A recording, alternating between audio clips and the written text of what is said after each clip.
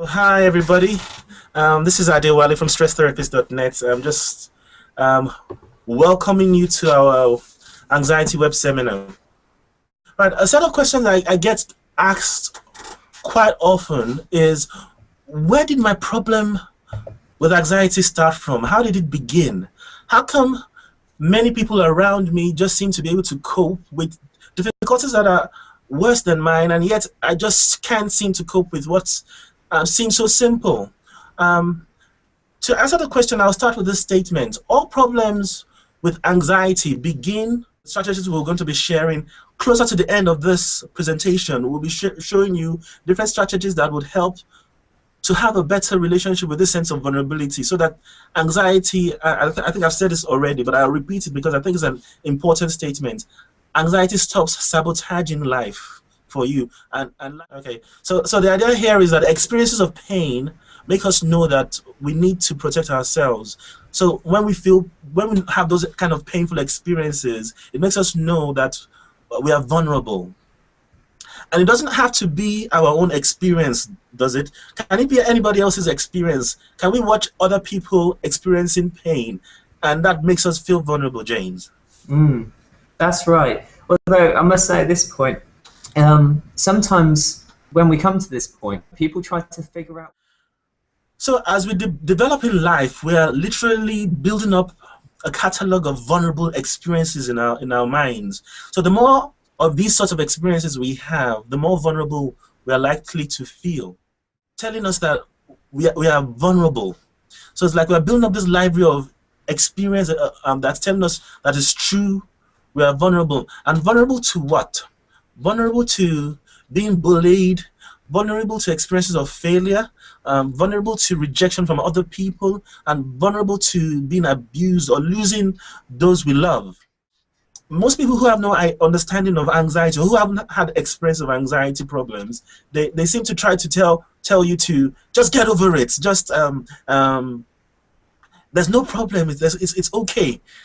But it doesn't quite work like that, does it, James? No. In fact, we naturally have higher brain functions to try and find answers. It's just what makes humans so amazing.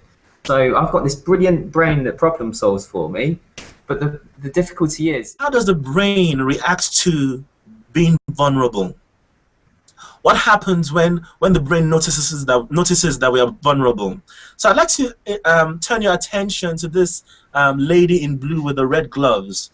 Let's imagine that she punches me in the face. What happens? How does the brain relate to that experience of being punched in the face? So the first thing that happens is our senses. This is the hippocampus in the brain, this blue object in the brain. And the job of the hippocampus is to combine. This is the amygdala in the brain, this two red bulbs. And if you notice this other organ, this is the hippocampus, you'll notice that they're just right next to each other. And this makes sense because they are communicating a very important information that keeps us safe and makes us live a fruitful life. Since it at all, it assumes that it's a threat. So before it responds, it has to check with our hippocampus. It's almost like it's asking our hippocampus, is this a threat? And hippocampus being the one connected to the long-term memory. All anxiety problems, worry is present, and the difference is often when the worry kicks in. For some people, and Anita's asking a question, James, I've been waking up worrying lately. And this is an experience that quite a lot of. And so what we're saying here is that is the worry about the symptoms that trigger the sense of vulnerability in panic attacks. And so once that, okay, right, so I have a question here from Laura, James. She says, during a panic attack, it gets to a point where my entire body shuts down. Right, so this is something that, okay, so we'll go to the final group of anxiety problems we will be talking about today: social anxiety and agoraphobia. Right. Personally, as I've said at the very beginning, I have experienced problems with social anxiety. I'm vulnerable because of who I am, how I look, or what I do. I'm vulnerable because of how I think people perceive me. We're looking at the three areas we focus on when we're trying to treat anxiety.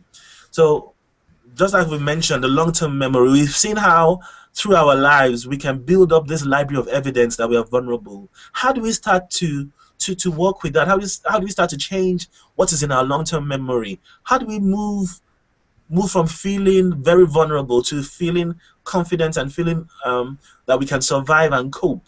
So we'll be looking at dealing with the effects of the amygdala. How do we manage that amount of stress hormone that is in our system that keeps triggering our symptoms over and over again? And then we'll also be looking at how to manage problematic worry patterns.